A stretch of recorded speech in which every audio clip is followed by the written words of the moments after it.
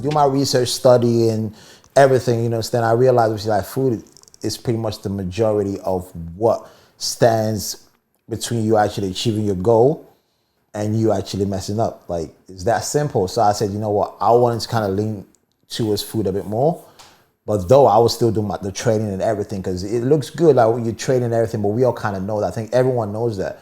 But when it comes to food, not a lot of people were really kind of like touching on that.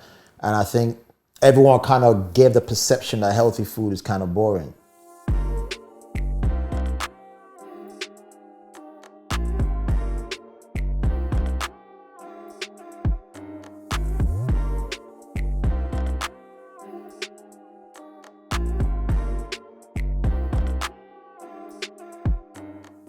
Ladies and gentlemen, Boy, this is a very special show for me. Like, in life, you always come across different kind of people. Sometimes there's a few people who look out for you, like from the bottom of the heart. They don't want nothing in return. But what's more beautiful than that is the connection that you develop between you and the other person. My next guest knows all about kindness, compassion, caring. who's that? Is a true definition of when someone says, I have your back, it has your back.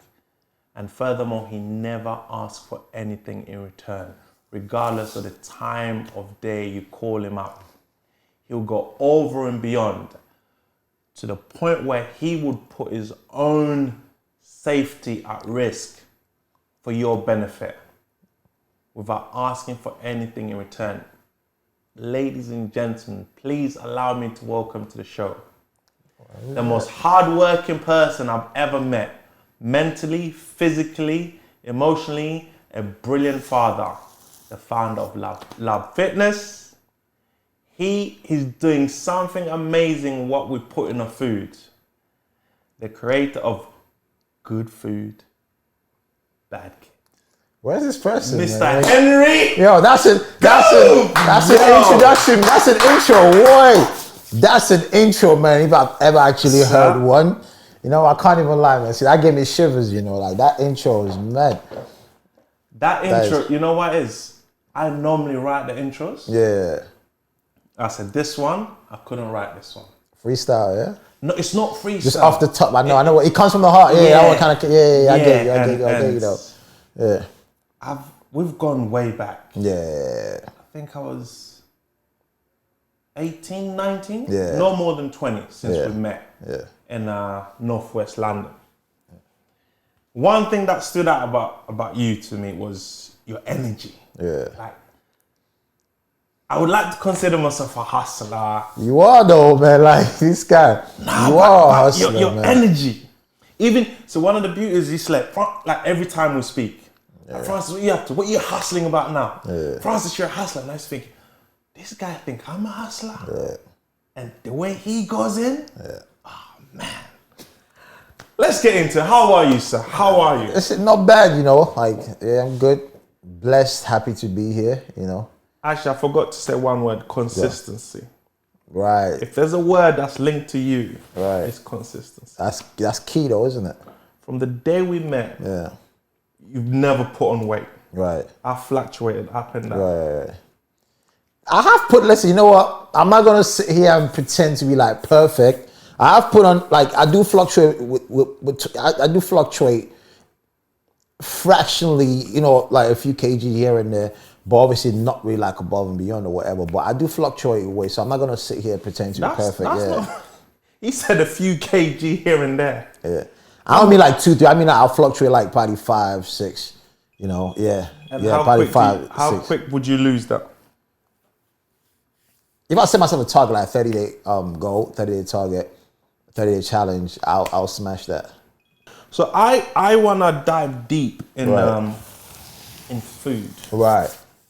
And then we're going to go in a little about you. Let's start from the beginning. When did you discover that the food is the secret? I think somehow subconsciously we've always kind of known that food is always the key to like progression, whatever you do. Food is everything. Food is life. Food is energy. Food is emotions. Food is connection. Food is literally everything you do. But until I got into fitness, right? I would say I like do my research, study, and everything. Then I realized, which is like food is pretty much the majority of what stands between you actually achieving your goal and you actually messing up. Like it's that simple. So I said, you know what? I wanted to kind of lean towards food a bit more. But though I was still doing the training and everything, because it looks good, like when you're training and everything, but we all kind of know that. I think everyone knows that.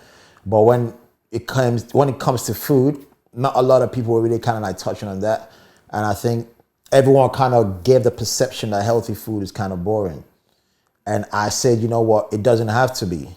You understand? So I started looking more into that. I started like experimenting, and I still am experimenting. I'm still a work in progress, because when it comes to something like this, you never really like finish learning entirely, because every new person you meet as a client, you have to learn more about them, and you have to research as to what the body's susceptible to as in terms of what the intake is. So yeah, it kind of goes a bit like deeper than that, but on a surface level, it's just when I got into fitness, really, I thought. Wow. So you saying fitness is the key to the winning success? Yeah. Now that explains why I've been failing on my life. But listen, that's why we've all been failing, How, that is crazy you saying that. How does that even work? How can what I eat determine whether I'm successful? Because I can't compute that in my head. And I'm sure a lot of people can't compute that. Like, how is that possible? Yeah. Like, all right, put it this way. What's the best way to put it, right? If you overeat, right, your body finds it difficult to kind of break it down. And in situations that we are, especially when it comes to the lockdown, where we aren't actually like moving a lot more, we aren't energy-wise, we're not expelling as much energy as we would, prior to the lockdown. Everything we eat, from the desserts we eat to the processed foods we eat to the saturated fats and sugars we consume, you've got to realize that food now is a massive, massive industry. And when I say massive industry, I'm actually being very like polite, putting it that way. You understand? Everything that's put to us, like snack companies, food companies, fast food companies, restaurants, everything, they're doing whatever within their power to push their information, their branding to us. And we accept that because it's a way of actually indulging or showing like the places that we go in, or just showcase, okay, this is what we eat because it looks pretty, because people actually invoke a different type of emotion when it comes to food. So yeah, exactly. So that's why. So we take those things in psychologically. A therapist would tell you, oh man, like food, the conversation with food stems from like way back when we used to call our girlfriends darling, sweethearts, or high sugar and things like that. It has a psychological connotation. So when we see those things, automatically we have those triggers. And when we see those things, we want to have it because we actually see those things as good things, as pleasurable things, you understand? So it is kind of deeper than... As you're saying, I'm thinking, because and that's also the power of marketing and advertisement. Yeah. There was one time, I will always remember this day, I was just driving and I saw, because I don't eat KFC. Right. I'd rather go McDonald's I'm not a KFC fan. Right. And I saw this advert of KFC. I was actually driving around looking for the nearest KFC. Right. And they got to me, and it's only after I finished eating, I'm like, oh, why did I eat that? Yeah. But I kept going back, not to KFC, but to other junk food. Yeah. How can we break that habit? You first we have to understand where that's coming from, isn't it? You have to address why you keep going back.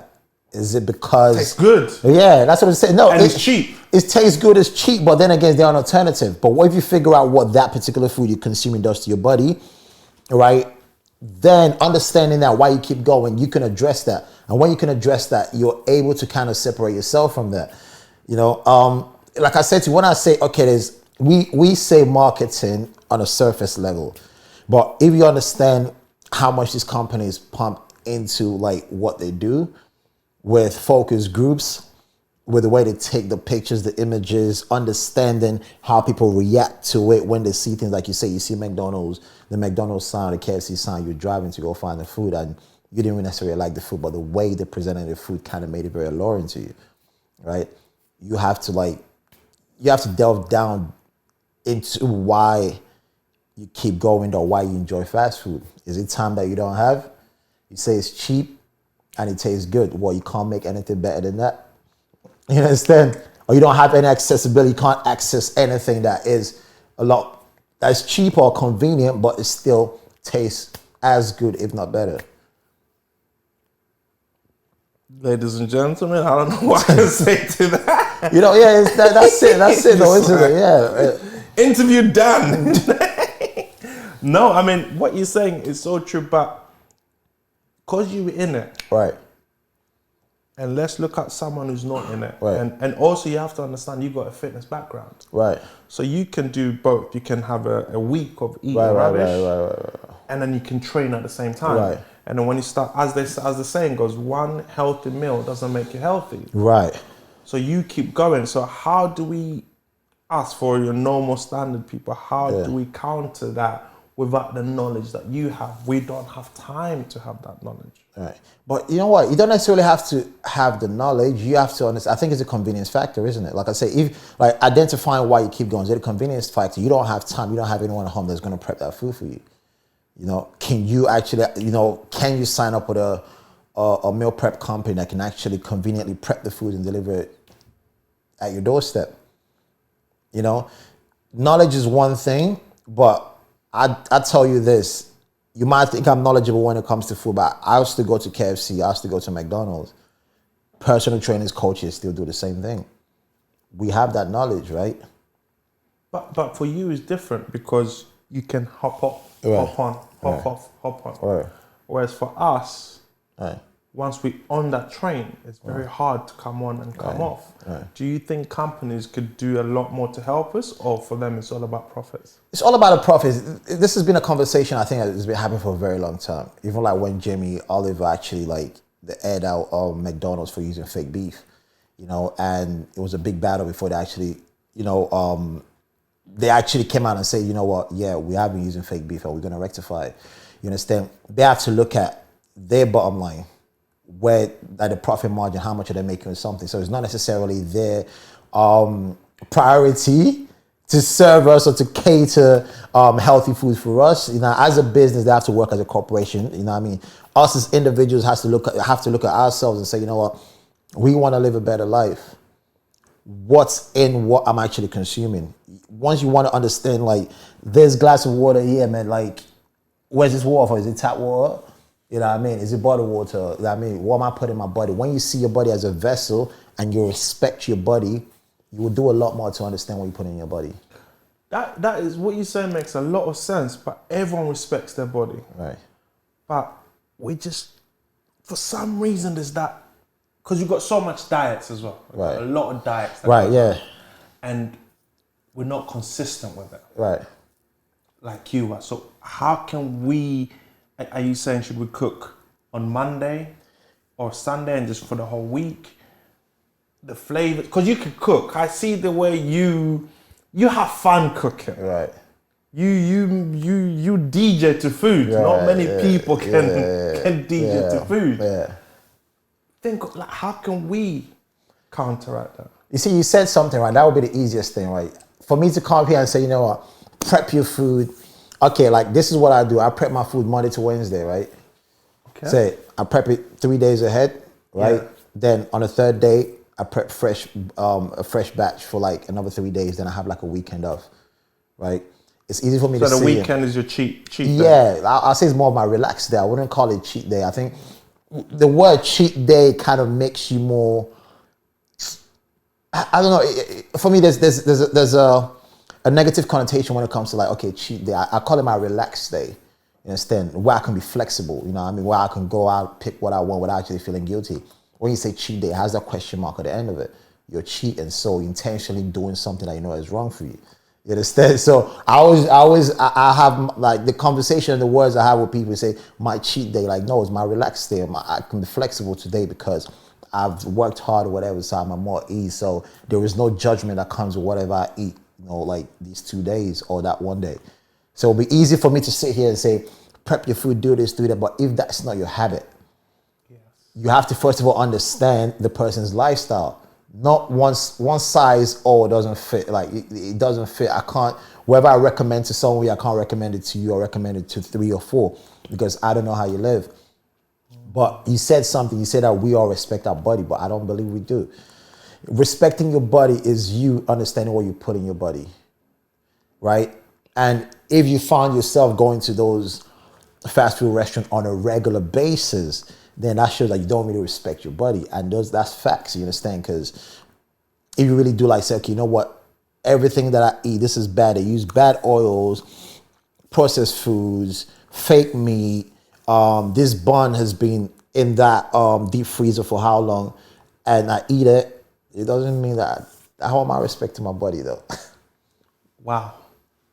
Ladies and gentlemen, go in your kitchen, throw out everything, and go get some fresh fruit, fresh salads, water, and everything. Yeah. Wow. Yeah. Fitness or food? As a fitness coach, as a nutritionist, fitness or food? All right, I'll ask you this question. If someone offers you a car key without a car or the car without the car keys, which one are you going to pick? I'll pick the car. And how are you going to start the car? Back in the day, I used to hotwire a few No, but this is the broader sense though. We're going to narrow it down and say like, okay, these are car keys here, and this is the only key that could start the car. You can't hotwire, you can't even get into the car. There are no spare keys. I could just look at it. You can look at it. And these are the keys, right? Pick one. So there's no point. My point exactly. So I just answered your question. So they both work hand to hand. You can't do the fitness, you can't outwork a bad diet, right? And at the same time, when you eat good, there's certain emotions, right, that comes with, and certain releases that comes with exercising as well. So they both kind of work hand to hand. Because, I mean, when I remember when I used to train, believe it or not, I used to train. Yeah.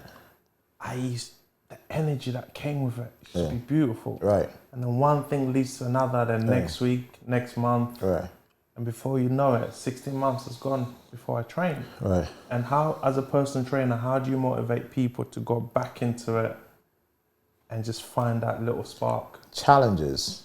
When you see your workout as just a thing to do, to keep fit, and just a thing to do, and that's what a lot of people tend to dismiss that, or they categorize that particular thing as, oh yeah, on my exercise, my fitness, I'll do it tomorrow. Oh yeah, I'll get fit next week.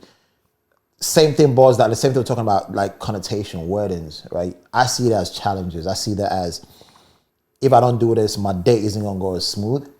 I have to challenge myself in the gym or outside of the gym to be able to kind of progress or whatever I do outside of that, because it's a mental thing for me, right? It helps with my mental fortitude.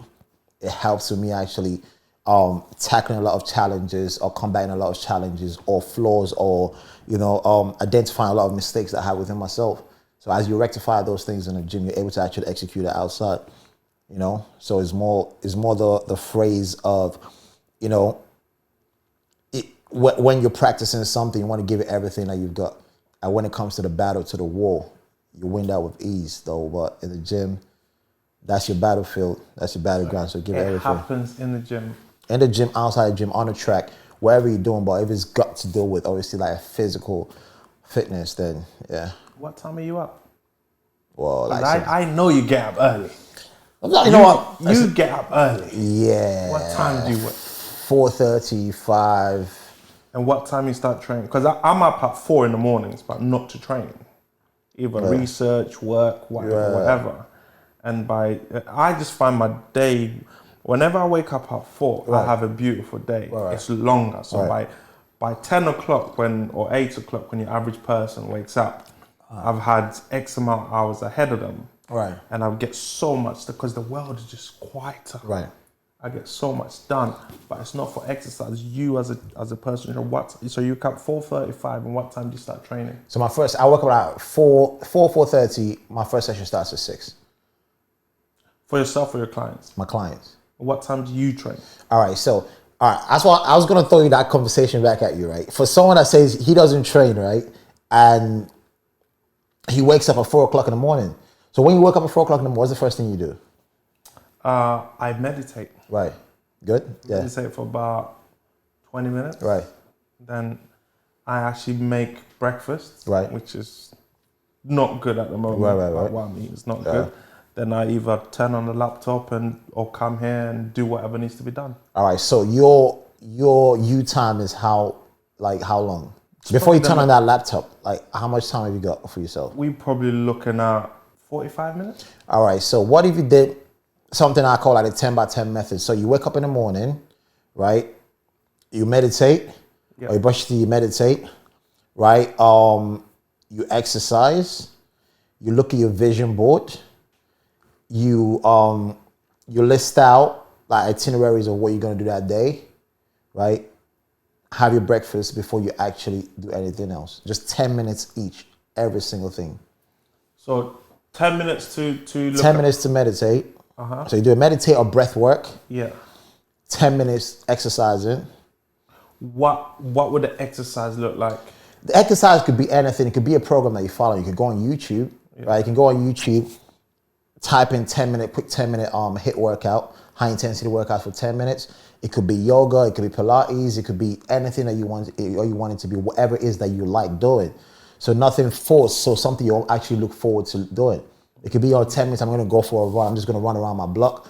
10 minutes, I'm gonna go for a little bike ride, just for 10 minutes, come back, then you're over 10 by 10s.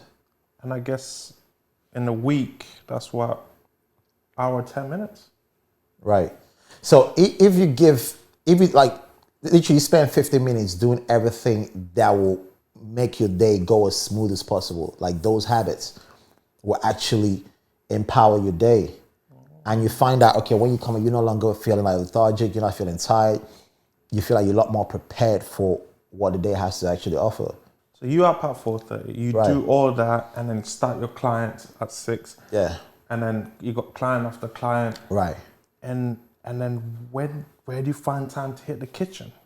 Because you post, wow. Yeah. You are relentless. Right. I'm trying to be now. You are, I saw, was it a month and a half ago, you put on your Insta saying, I'm having a day off. Today's my day off. Right. And then I messaged you and I saw the green, but you never replied. I'm like, oh, this guy really is having a day off. Yeah. But you're so relentless with the kitchen. Yeah. Where do you find time to cook? Like when I finish everything I'm doing, my days off on Wednesdays, I cook. Weekends, I have with my daughter, I cook. And yeah, when I finish with my clients nighttime, I cook. Talking about daughters, you were doing an amazing job, sir. Man, listen, every father that's got a kid, man, is doing an amazing job, man, to be honest. Not every father. Okay, not every father, but most father. Listen, it's a challenge. Listen, you know what? You are, I'm seeing, she's exercising. Yeah. Not only her, your nephews are exercising, your godkids are exercising, and some of them are sending you a message saying, I woke up, I did this. Like, you are inspiring a whole new generation in doing what you're doing. How does that feel? You know what, for me, that's one of the things that feel great. Like, it's very, there are no words to actually describe that. Like when your nephew messages you and say, oh, uncle, I did my exercise today. And they all message you, and my daughter like sends me a picture of how many calories she's burned that day. It makes me feel like, to be honest with you, like if that's one of my achievements, like throughout my whole lifetime, like that's enough. You've done it. Yeah. So perhaps that's something we can look at as parents. Trickle it down to the young ones. And that's the thing though, like going back to what you said before, us not like people outside on the outskirts not knowing enough about fitness, their health, or actually respecting their bodies and realizing that this is the only thing they have, right? If we actually pass that information to our kids, or do it with our kids, we share a bond with them. Me exercising my daughter, training my daughter, training my nephews or whatever, I'm spending that time when I see it as something that we can all kind of do together. You understand? It's not always just, all right, we're gonna go shopping. That's all well and good. Those are the material things that we get to offer them. But this thing, just to kind of show them, respect your body, respect your health. That will pay dividends in the long run. No, what you're doing is amazing. When I look at you, when anyone looks at you, they see the glamorous. And Yeah. and I worries a lot of people don't understand the hard work that goes in behind the scenes. Yeah. So when someone try to emulate what you do, Yeah. they'll probably give up on the first hurdle. Right. What would you say to them? Like, they need to understand, because I believe people need to. It's okay to fail. Yeah. Because I want a six pack. Yeah. After 10 crunches, I'm burning. Right. So I give up and I sit down. Right. But people don't understand the work that comes behind what you do.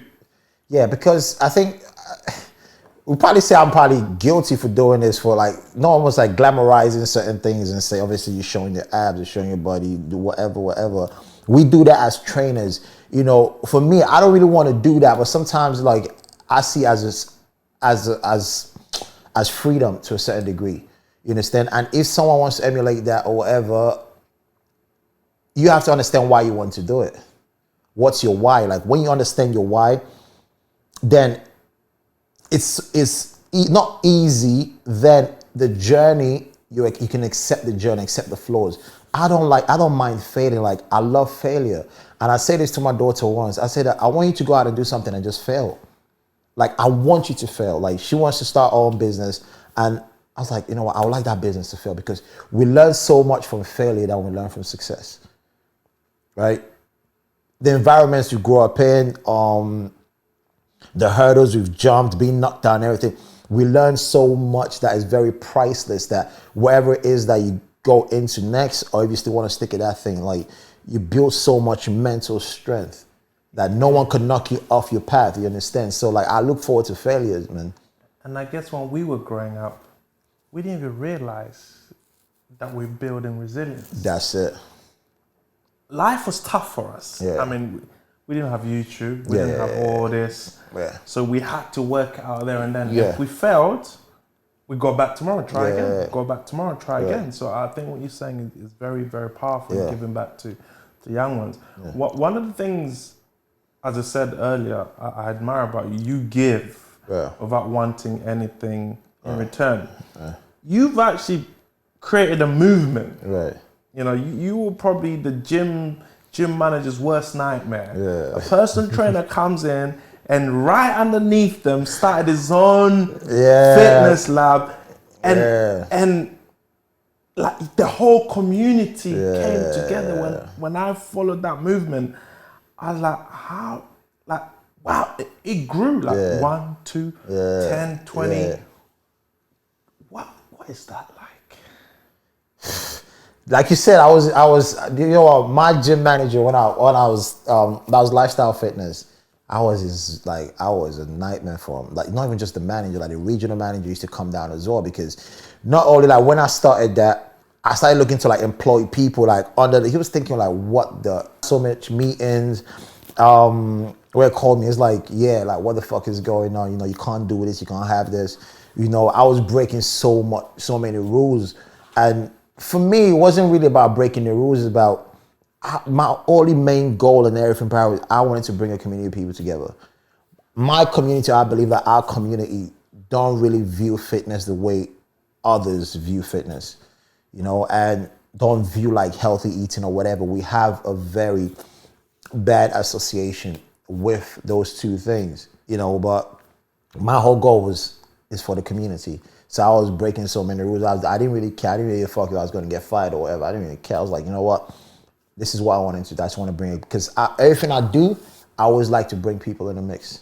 Because it's not fun if you're just doing it by yourself, man. You do that so well. And that's what you're doing now with your clients. Yeah. Do you even train one client? Or do you have a rule where I'm not training? No, I do train one. client? I do train one. Like I train individuals as well as groups, because like I say, not everyone has the same time frame. Not everyone has the same availability. You know what I mean? People have different goals. People have, you know, people like the social element of training groups, and others kind of like that private thing where they can have that one-to-one conversation with you. You know what? You probably one of the very few trainers I could say you got an equal amount of ladies and equal amount of men. Yeah.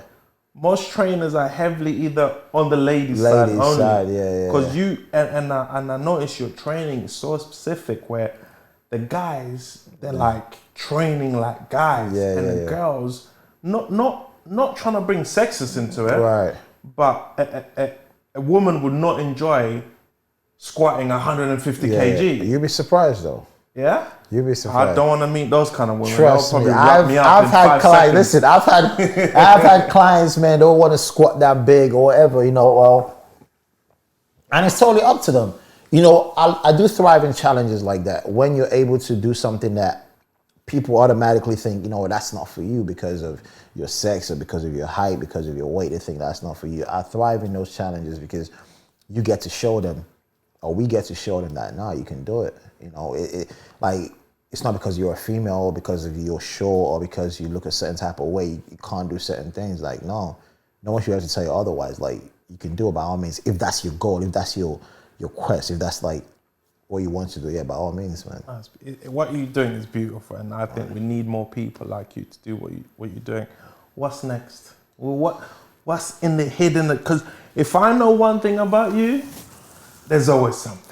You know, I don't even know what's next, you know. And that's the beauty of it. And I'm being serious. Like, for me, I would like to build a brand that would change the community. I like to build a brand that tells a story. I like to build so many things that's diversified, that still includes our community. For me, if it's not for the community, if it doesn't help people, empower people, if it doesn't shine light onto other people or make people smile or help people, like when it comes to their health, then it's not for me. You understand? I think that's always been like my ethos, man. Like, I have to tick those boxes before I get into anything. And there's so many things I want to like release, so many things I want to do, but who knows, man? We'll see if I get to do it. No, you will. What is it like for you? What is it like for you working with others?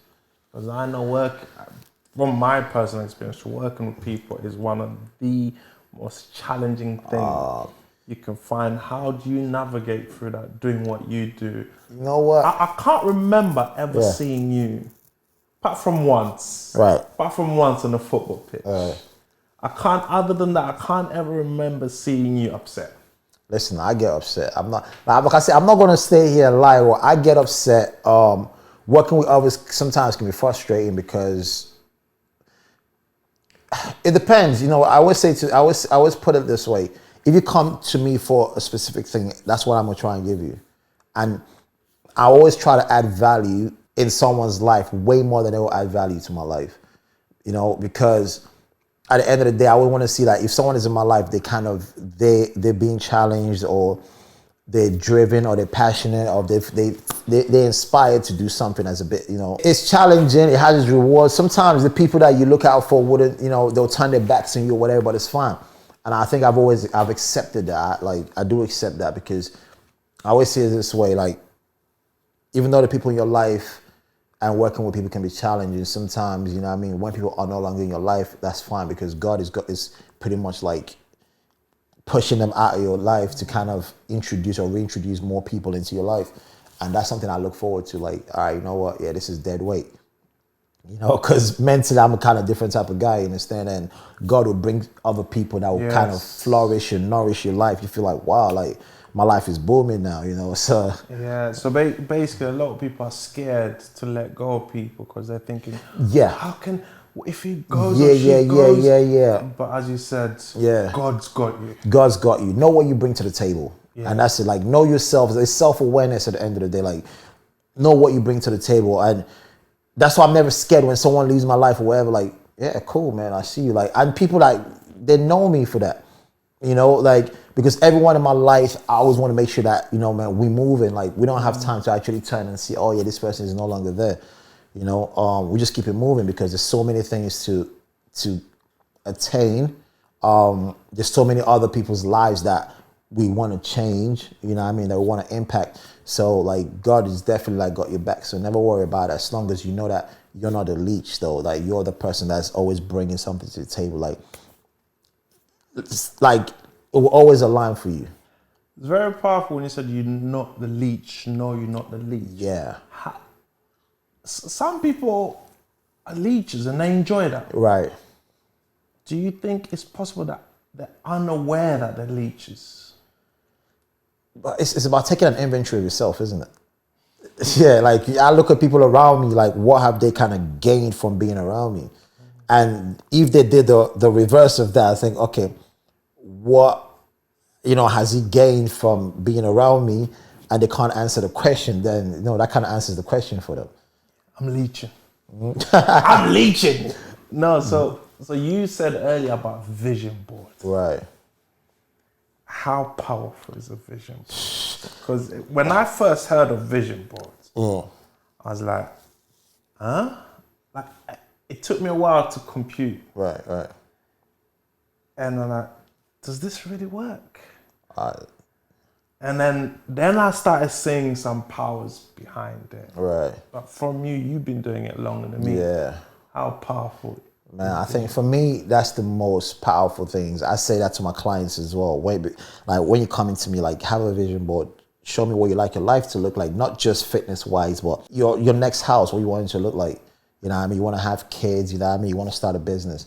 For me, vision board is so powerful. It's like, I'll put it this way. Let's say, for example, vision board keeps you in track. It keeps you in check. It keeps you on the right path. Because sometimes, don't forget, we might be chasing our dreams, our goals, and we get sidetracked. Sometimes we feel a bit down, lost, and we kind of forget what the end goal is. It's like a sat nav. Sat nav is like you key in your destination and it takes you there, right?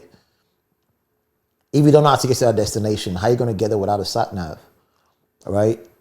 If the sat nav, let's say the battery dies off, for example, so that's you kind of like feeling lost or whatever, and you recharge it and look at the sat nav again, it will still take you to that destination. So vision board brings everything to not necessarily reality, but just when you look at it, you find yourself in it. It gives you a drive, it gives you a purpose, it gives you direction. You can always alter it, but I love vision boards. I always say, you know what, I want to reinvent myself next year. I love saying that. I love like reinventing myself. I think it's a beautiful thing, man. Like, because you're not just that one thing. Like, you can do so many things, man. I don't think you understand. Like, you can change. You can decide, no, I'm gonna just get tattoos everywhere. I'm gonna get on a motorbike, man. You know what? I'm gonna just change the people I'm around. I'm gonna dress a certain type of way. I'm gonna just start like fucking with different type of people. I'm gonna just, I love reinventing myself. You get a vision board, I just start mapping it out like, boom, okay, you know what, this, boom, boom, boom. All right, cool. I'll kind of like this. It makes you waking up in the morning and it makes your whole life, would I say like worth living or more exciting? Yeah, because you're right. For me, my life, I would say, started when my first daughter was born. Right, yeah. Literally, in that moment, two things happened. The first, I don't know which one came, but two things happened. The first thing was like, Francis, what have you been doing with your life? Yeah. Literally. And the second thing is, although she was born April 21st, it didn't feel like she was new. Right. It felt like she didn't feel new. Yeah. Just the connection was so deep. And so I'm not saying you need to have a daughter or a son for your life to start. I mean, what you're saying is so powerful. You need to find something worth living for and stop leeching. Yeah. If you are, well, you have to get off somehow. So for a guy like you, how do you deal with failure? I love it, man. Oh. Because I think for me, once you hit rock bottom, like what else can you go for? Where else can you go from there? Like, I think sometimes we glamorize like success so much, man. Like, oh yeah, I'm not gonna fail. Like, it's fine. Like, it's something Will Smith said, isn't it? Like when you go to the gym, man, like you need to hit failure when you're pushing the weights for you to actually grow. Yeah, your muscles has to hit failure. So if you don't, like, if you're so scared of failure, you can't do anything. So I almost want to do something to fail. Then once I fail, all right, that's cool. I'm gonna keep doing that thing because it can't get any worse than what it already is. But if we're scared of it, we're scared to challenge ourselves, we're scared of what other people would think of us or like people's comments or certain things, like bring everything, like give me the smoke, man. Like it don't really matter. Like give me everything. Like once all that shit is over and done with, all right, cool. Because it's through that you kind of like you experiment, you see what works and what doesn't work. But you need failure as a guide though to know what you can do or what you can alter. Wow, that's amazing. If you was to give any advice out there for someone to start their life, get back on track, what would it sound like? Ooh. Just take an inventory of your life, man. Take an inventory of your life. Understand where you're going and just put it on a vision board. Like understand your why. Once you've understood your why you doing this? Like I want to exercise. I want to eat good, live good because of my kid. I want to see. I've always said the reason I want to be fit and healthy. I want to walk my daughter down the aisle. You know what I mean? Like when she's ready. You know, when she's older. I don't want to be that guy like, oh, like my grandkids are telling me to come and play football and I'm like, you know, I can't move. So I said, I want to do that. So I feel like I'm still young. We all still doing the same thing together. That's kind of my why, you know? So once you figured it out, you know, look around you, use that as a guide, as a measuring tool, you know, whatever it is, use that as a measuring tool, then you'll get there because regardless of how lost you feel or whatever, that why, that question mark is always going to kind of keep you like edging up. Wow, that is powerful. Ladies and gentlemen, there you have it. Do not be scared to reinvent yourself. Find your why, dig deep, dive in it, find it, refine yourself. But most importantly, do not be scared to change yourself. Try something new. Create a vision board, see where that goes. And remember, if all fails, what you eat can determine whether you're successful, failing. Make time. If you have to prepare your food for 3 days in advance, do that. But whatever you do, find whatever it is you need to find to bring you happiness. Please don't forget to subscribe, like, share, and comment. Till next time, love, peace, and happiness. That's a hard outro, man. Yes. Mr. Coop! Ah! Ah!